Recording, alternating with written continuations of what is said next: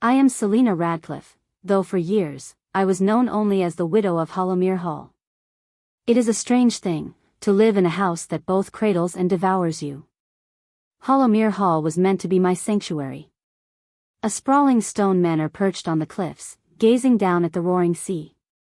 The walls carried whispers of old Radcliffe triumphs, portraits of ancestors with eyes so piercing they seemed to follow you down the corridors. When I first arrived here as Victor's bride, I thought of myself stepping into history, into grandeur, into a secure future. But history has a way of shifting beneath your feet. Before I go any further, I want to ask you, please, like, share, and make sure you subscribe. Stories like mine are hard to tell, but the truth deserves to be heard. Victor was a kind man, though stern. A man who loved his family name, who carried duty as if it were his lifeblood. He loved me too, in his quiet way, and though our marriage was not one of wild passion, it was built on respect. When he died suddenly, illness stealing him away in less than a season, I thought grief would be my hardest battle. I was wrong. Victor's sister, Margaret Whitfield, wasted no time stepping into the void his absence left. She was sharp-featured, sharp-tongued, and sharper still in ambition.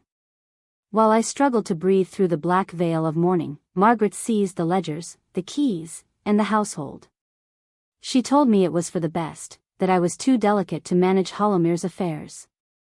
And I, weak, broken, consumed with loss, believed her. That was the beginning of my silence. At first, her rule over Hollowmere seemed merely practical. She spoke to the steward, signed papers in Victor's stead, and received visitors at the door. I withdrew, certain my grief excused my absence. But in time, I noticed the subtle ways she reshaped the hall. The servants who once curtsied to me now bowed to her. Letters addressed to me were intercepted. At dinner, she sat at the head of the table, while I was pushed to the side, like an afterthought. In the village, I became a figure of pity. Poor Selena, she cannot even manage her own house. Margaret never scolded me, not openly. Her cruelty was more refined. A look that sliced deeper than words. A reminder that I was here by Radcliffe name alone, and she carried that name as her blood right. Years passed in this shadowed silence. I drifted through the corridors like a ghost, unseen, unheard.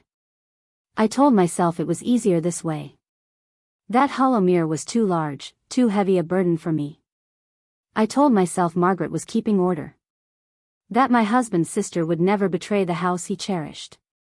But lies, when repeated, become prisons. And Margaret was the warden of mine. It was one winter's evening, with the wind howling like wolves against the cliffs, that fate guided me into the truth. The fire in my chamber had burned low, and I sought more logs in the storeroom. Passing by Victor's study, I noticed the door slightly ajar, a door Margaret always kept locked. Something in me stirred. Curiosity, or perhaps desperation. I pushed it open. The study was not as I remembered it. Once, it had been Victor's sanctuary, lined with books, his desk meticulously kept. Now it was chaos. Papers scattered, ink pots overturned, ledgers piled like barricades. I stepped inside, my heart pounding. On the desk lay documents, signatures I recognized, and others I did not. Deeds, contracts, sales of land and heirlooms. But the signatures, oh, the signatures bore Victor's name. Only they were not his. The ink was fresh, the hand was Margaret's. I staggered back, clutching the papers to my chest. The realization struck with the force of the sea against the cliffs. Margaret had been bleeding Hollowmere dry. Piece by piece, she was selling its bones, wearing its skin as her armor, all in Victor's name. Grief had blinded me. Silence had shackled me. And in that moment, rage cracked those chains. The next morning, I confronted her. She sat at the breakfast table, cool as marble, sipping her tea.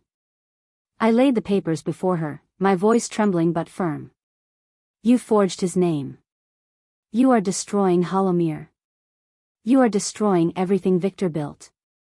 Her lips curled into a smile, slow and poisonous. Selena, dear, she said, her tone dripping with mockery, "You can barely manage your own breath, let alone this house. No one will believe you. To them, you are a fragile widow, a weakling. I am Radcliffe now. You are nothing." I felt my blood boil, but I stood my ground. "You will not erase me," I whispered. Her smile faltered.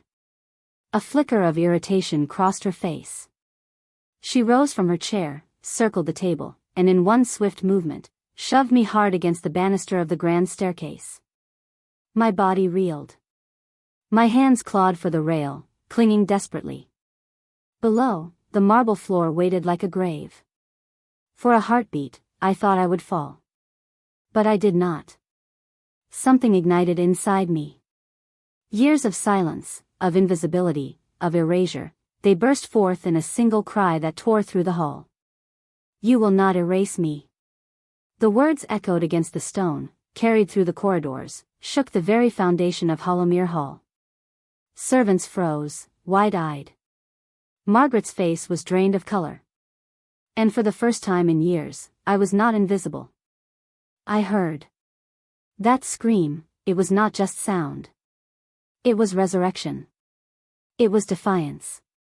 It was the first crack in Margaret's fortress of lies. And though I did not know it then, it was the beginning of her downfall. When my scream rang out through Hollowmere Hall, it did not end at the staircase. It traveled further. Beyond the corridors, beyond the stone walls. It spilled into the ears of those who had long thought me mute. The servants whispered of it first. I saw it in their eyes when they looked at me afterward. No longer with pity, no longer with dismissal, but with something closer to fear, or perhaps respect. They had forgotten I had a voice. And now, it haunted them. The villagers were next. Rumors slithered down the lanes, through the taverns, over church pews. "The widow has spoken. She is not as meek as she seemed. Hollowmere is not as steady as Margaret claims." Gossip, once harmless, grew teeth. It carried truths half hidden, suspicions long ignored. The hall itself was becoming a story whispered in corners. And Margaret, how she seethed. My scream had undone years of careful erasure in a single moment. Her power was no longer absolute. Yet she was clever, and cleverness makes a dangerous enemy. She tried to discredit me first. In private, she cornered me, her words like venom. "You think one scream changes everything? The world sees what I choose it to see. You are fragile. Broken. Mad." But I no longer trembled before her. I met her gaze, steady and unflinching. If madness is speaking truth, then may I be mad indeed. It was then that I realized, Margaret feared me now. For the first time, she feared me. But fear breeds desperation. And desperation drives cruelty. One stormy night, as the sea pounded the cliffs, Margaret summoned the steward, the magistrate, and even the vicar. She accused me of hysteria, of imagining forgeries, of desecrating Victor's memory with baseless accusations. She painted herself as the dutiful sister, the guardian of Hollowmere, the only sane hand at the helm. But fate has a way of rewarding those who endure. For I had the documents. The contracts with Victor's forged signature. The ledgers of missing funds. Proof Margaret could not bury. When I laid them before the magistrate, silence fell heavier than any storm. Her mask cracked. The magistrate's eyes narrowed, the steward shifted uncomfortably, the vicar whispered a prayer. For too long, they had looked away, blind to Margaret's tightening grip. Now they could not. The truth had been laid bare. And so, the matter was carried not in whispers, nor in parlors, but into the courtroom. The day of reckoning arrived cold and gray. Hollowmere itself seemed to watch as I stepped into the stone chamber. I had not stood in public for years, not truly. Yet I walked with my head high, my black gown trailing behind me like a shadow given flesh. Margaret was there, of course, her chin sharp as a blade, her eyes glittering with venom. To the world, she presented herself calm, dignified, the grieving sister protecting her brother's estate. But I saw the fury beneath her skin, the fear coiled tight in her smile. The proceedings began. Witnesses spoke. Servants testified of her commands, of my dismissal, of the strange sales and secret dealings. The steward admitted his unease. The documents spoke louder than any tongue could. And then Margaret herself rose to speak. Her words were honey laced with poison. She told the jury I was fragile, that grief had unhinged me. She claimed I forged the very documents I accused her of creating. She wept false tears, spoke of her brother's legacy, and painted herself as a saint burdened with thankless duty. But lies, no matter how sweetly spoken, wither under truth. When it was my turn, I stood before them all. My hands shook at first, but my voice did not. I told them everything, not as a victim, but as a woman wronged. I spoke of the years of silence. The years of being erased. The chains of grief that Margaret had fastened around my throat. I showed them the forgeries, the sales, the contracts. And then I said the words that sealed her fate. Victor's trust was not hers to steal. Hollowmere was not hers to bleed. She sought to erase me, but I will not be erased. Not now, not ever. The courtroom stilled. My words hung in the air, heavy, undeniable. The verdict came swift as a guillotine. Margaret Whitfield, guilty of fraud, of deception, of betrayal. Her name was stripped of honor, her hands of property, her presence of power. She was cast out, disgraced, a pariah in the very village she once ruled. I watched her leave the courtroom, her shoulders bent beneath the weight of her downfall. She turned once, her eyes finding mine, burning with hatred. But beneath that fire, I saw something else. Defeat. And I? I returned to Hollowmere Hall not as a ghost, but as its mistress once more. The hall welcomed me differently then. The portraits no longer glared, they watched. The servants bowed again, but this time not out of pity. Out of recognition.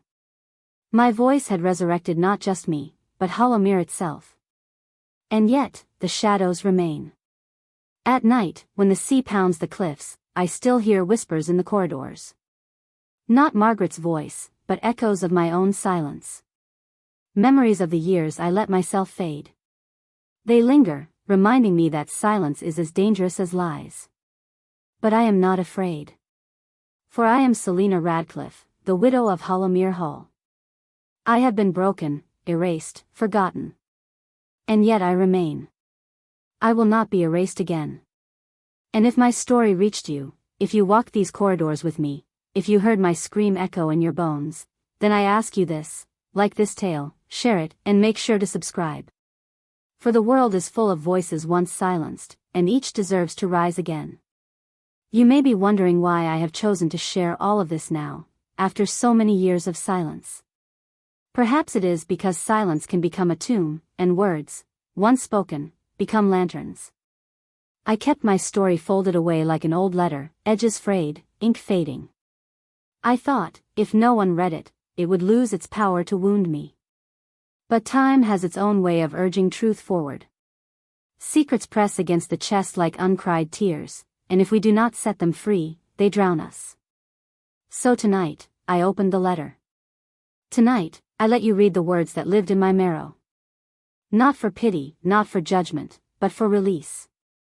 To those who have carried burdens in silence, you are not alone.